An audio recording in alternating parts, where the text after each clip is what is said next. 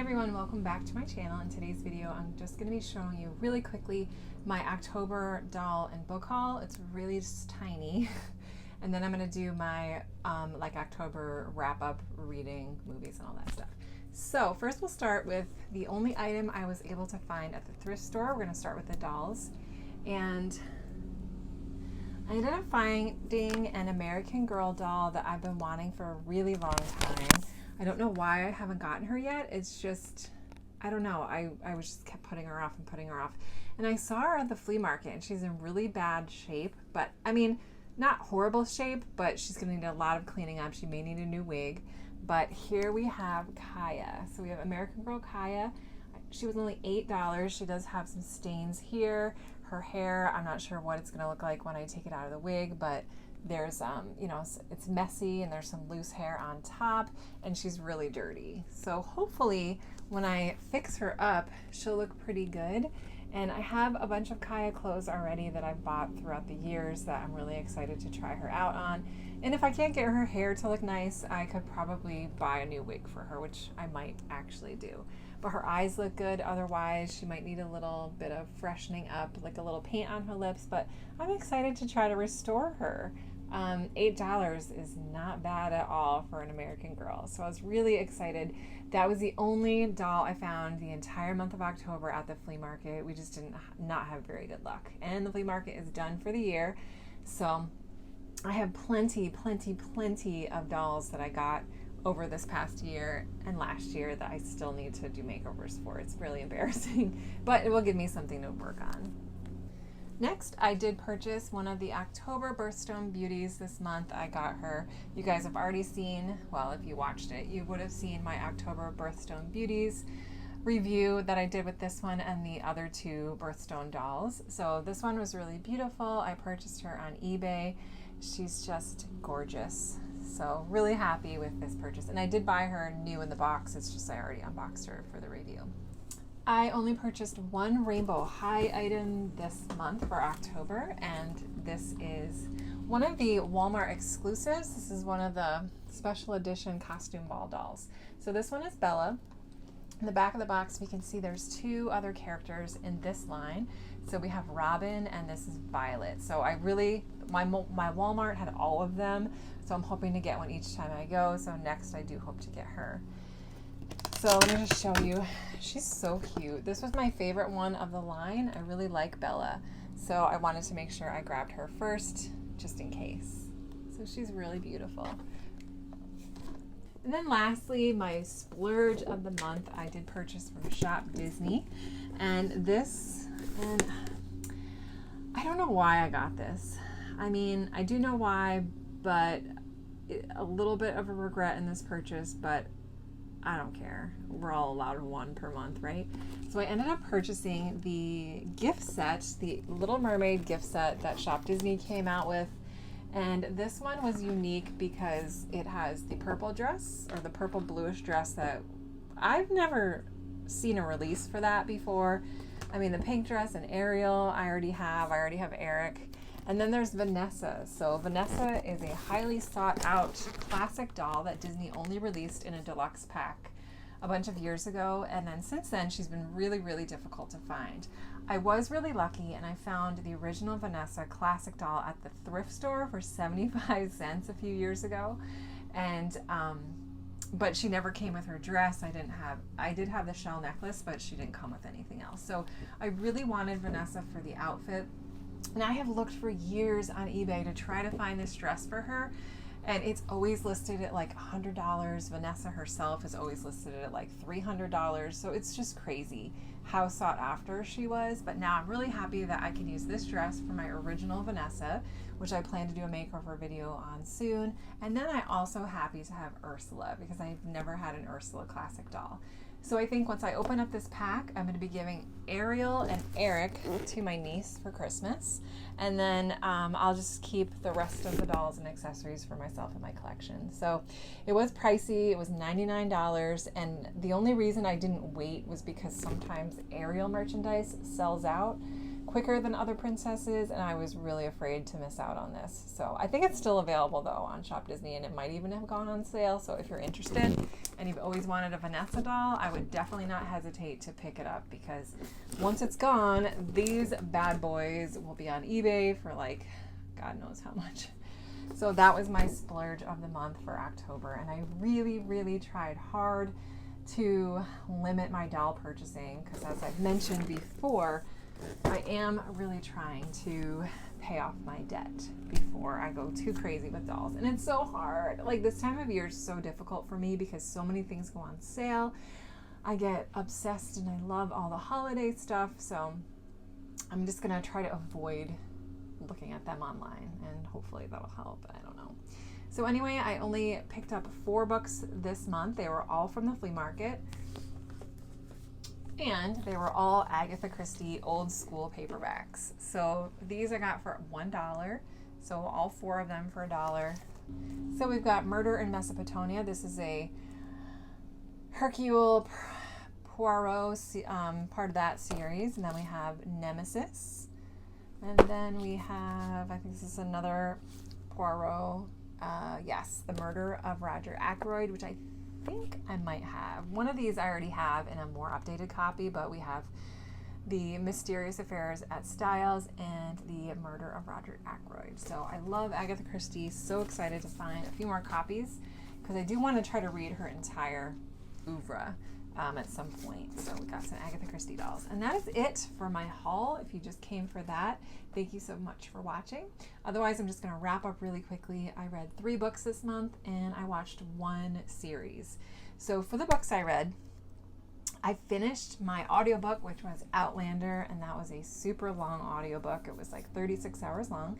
And that is written by Diana Gabaldon. I'm not sure how you pronounce her last name, but it was so good. Outlander is a story that I read probably about 10 years ago originally. The story's been around since the 90s, and it's still going on. So I think they're up to maybe 10 books by now, and then there's a couple books focusing on a different character, like a spin-off. But I have read all 4 spin-off books, and I've read through the series up to book 4. So I'm really wanting to start back on book 5. But I wanted to catch up on Outlander since it had been so long since I read it. So I decided to do the audio, and it was amazing. The audiobook was so well done. The woman that narrates the book, she nailed those accents. That Scottish accent was perfect. The British accent for Claire was perfect. She embodied these characters. I love how she brought them to life. So I really enjoyed listening to the audiobook. And it was just a story that I'm familiar with. Characters that I love, characters that feel so like comforting to me because I've been with them for so long, I guess you could say. I don't know if you guys ever feel that way about long-running series books. So really excited to read that, and it's just such an interesting story. I mean, there are some trigger warnings in that. Unfortunately, she does write about on page attempted rape, actual rape, and torture, and so those are a little bit difficult, very difficult to read, to be honest. So just know that before going into it. But otherwise, the story itself, I love it. It's about this woman named Claire. The story is set in the 1940s, and it's about this woman named Claire and her husband Frank, and they are going to the Scottish Highlands for their honeymoon. They're both from England, and they've been separated because of the war for quite a few years. So they're trying to get their marriage back together, trying to rekindle their love and their feelings, and Claire takes a little trip to this stone circle, and unbeknownst to her, it has these magical powers, and she ends up getting sucked through the circle and placed back 200 years prior. So she kind of comes to, and she wakes up, and she's in the middle of the 1700s. So she's, I think, 1740s. And she kind of gets captured by this English captain, and then she gets rescued by this band of Scottish Highlanders. And the story progresses from there. There she meets this amazing man named Jamie, who is a young Scottish Highland guy, and it just talks about what happens with them and her trying to get back to the stone circle and all these different things. So what I really love about the story is that she really builds these characters so well. It's such a character-driven and plot-driven story, very heavy on both. And I really just enjoyed that. I love, it's a book that is of its time. So you know, it's, if you're a really strong feminist, you're not going to like this because there is masochism in there, and there's, you know, because it's told in the 1700s, there's a lot of issues, you know, in terms of women and how they're treated and spoken to and expected of. So there is that. But otherwise, if that doesn't bother you because you're reading it and it's fiction and you can look past that, then I think you would really enjoy it. So that was Outlander, and I do plan to start the next audiobook on that. And then I read, for spooky Halloween season, I read 2 kind of spookier books, and the first one was called The City of Ghosts. And this one I also did on audio. Actually, all 3 of my books I did audio this month. I just didn't have time to physically read. But this is called City of Ghosts, and this is the first book in a middle grade series. And I can't think of the author's name right now, but I'll put a picture of it here. And this was recommended on Murphy Napier's BookTube channel as sort of like a cozy ghost story, which I really wanted to try. I haven't read anything spooky in a long time, so just wanted to ease into it. But this tells the story of this young girl named Cassie, who is probably about 15, 16 years old. And she has a near-death experience where she falls through the ice, I believe, if I'm remembering correctly, and she's pulled out by this kid named Jacob. It turns out that after this experience, she can now sense and see ghosts and energy. And you come to find out that Jacob is actually a ghost who has not crossed over. So it just talks about her experience, about what it feels like when she senses things, and how she has this ability to psychically go through the veil, and she can see the spirit world and what's going on. And then, but she has to be careful because she has to come back through to the normal side. And Jacob's always with her. She's the only one that can see him. And the ironic part is that her parents are actually paranormal investigators. So they don't have any clue that she can see ghosts or see energy. So they get an assignment. They signed a deal with a production company that is going to make a TV show about them. And it's something like they have to visit all the most haunted cities in the world. So their first trip is to Scotland. And Cassie has to go with them, obviously. That's because that's her parents. So it happens over her summer vacation. Right away, she senses and realizes that the spirit world is so much stronger over there. There's so much more of a history, a stronger history. So she gets sucked into these veils without her control and her consent. So she does kind of... There's a plot going on where there's this darker spirit that's doing bad things, and she has to try to find a way to stop it. And so it was just a really cute, cozy middle grade book, and it's part of a series. I think my 10-year-old would really like it, so I wanted to read it ahead of time to see if it was appropriate. So we might continue on with that series with my daughter. I wouldn't continue on just by myself because it was, it was a little young for me, but I really enjoyed it and thought it was fun to get into the spooky season. Now, the third book I read was a horror book, which I have never read any horror books before. I've seen maybe a handful of horror movies, if that, so I really don't get into horror very often. I get scared super, super easily. But I just wanted to try it. I'm like, you know what? I want to try all genres of reading now that I've gotten really back into it. So this one was also recommended on Murphy Napier's best horror books of all time. And this one was called The Troop by Nick Cutter. And Nick Cutter's real name is Craig Davidson or something like that. It's a pen name for when he writes horror. And this book was a lot. This book scared me a little bit, but most of all, it was very disturbing and it was hard to read. But saying with that in mind, it was a really, really amazingly written book. And underneath the horror and the gore, I really liked the story itself. So the premise of this book is, I'm not going to give away any spoilers or anything, but the premise is that this man named Tim, who is the town physician and he's also the Boy Scout leader, goes on his annual trip with 5 14-year-old boys out to the wilderness on this uninhabited island that I think it's like a state protected island or something. Nobody lives there. And they go for their annual 2-night camping trip. It's just a part of their program where they have to do certain things to earn different merit badges. And he feels like this is the last time they're all going to go, because now that the boys are getting older, they're not really interested in being scouts anymore. So they take a boat out to this island, or no, they're dropped off. So they're dropped off, they have to leave their phones at home, and Tim brings a little type of radio in case they need help. So they're having a good time the first night, and then all of a sudden this man shows up on the island, and he comes to their cabin, and Tim, being the town doctor, he notices that this man is really, really thin, incredibly emancipated, super thin, really like inhumanely thin. And he keeps saying how hungry he is. I'm hungry, I need to eat. He starts picking up soil and eating it. So right away, something is really, really wrong with this guy. And Tim is really scared, but being a doctor, he can't in good faith leave this man just helpless outside. So he brings him into the cabin and they try to figure out what's wrong with him.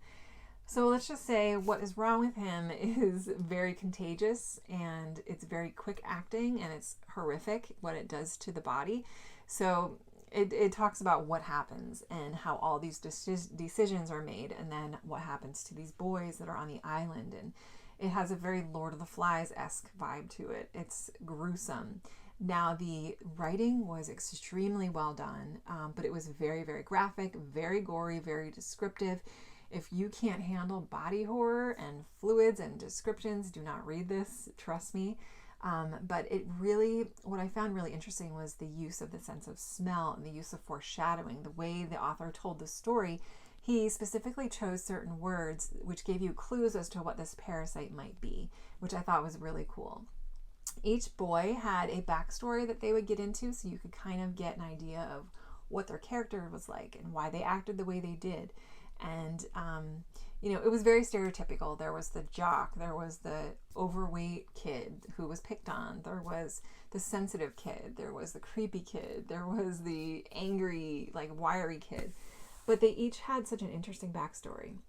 So it was really well done, really well written. I did enjoy it, even though it disturbed me, and I had to be careful about when I read it, because if I was already kind of in a down mood, I knew I just couldn't read it. I couldn't listen to it. It would just put me over the edge. So I had to pick times where I felt okay and I was able to get through it.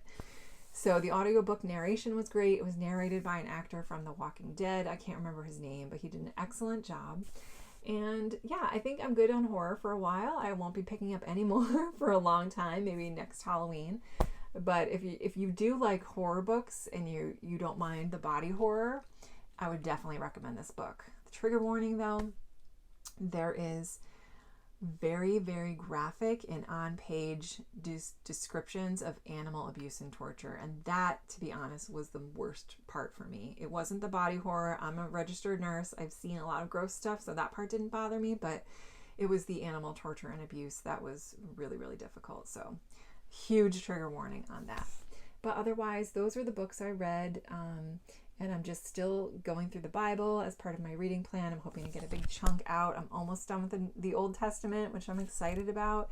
Haven't picked up Clarissa at all. I've decided to save that for next year. And then I have my last chapter or so of herbal rituals. So that's it for my reading wrap up. And as far as shows and movies, I watched one movie in my Disney sort of trying to watch through all the years of Disney movies, and I watched my last movie in the 1940s, which was The Adventures of Ichabod Crane and Mr. Toad. And this was perfect for Halloween because it had the story of Sleepy Hollow and Ichabod Crane. The movie itself was okay. I mean, I wouldn't really recommend it. It's just one of those old school classic Disney movies made in the 40s. A little bit of the fantastic animation with the singing. The story of Mr. Toad was really boring for me, but the story of Ichabod Crane was fun, and I really enjoyed that part.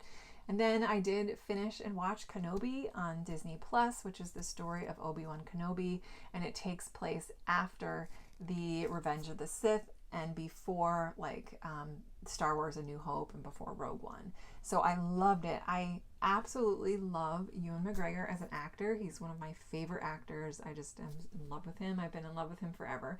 But he was fantastic to watch. He did a great job embodying the character of Obi-Wan as portrayed by the original actor. And I thought the effects and the storytelling were amazing. I loved seeing the relationship between little tiny Princess Leia and him. It was so sweet, and just, it was nice to see more of Darth Vader and Obi-Wan Kenobi come together and see more of their story told, and that sadness from Obi-Wan losing Vader, and it was heartbreaking. If you're a Star Wars fan, you'll know exactly what I mean. But Kenobi was excellent. I absolutely loved it. So that is it for my wrap up. Thank you guys so much for watching. I really appreciate it. I've been a little slow with getting videos out. I'm trying to push the rest of my October content out, and then we'll start fresh for November. But thank you guys for watching. I hope you have a great rest of your day.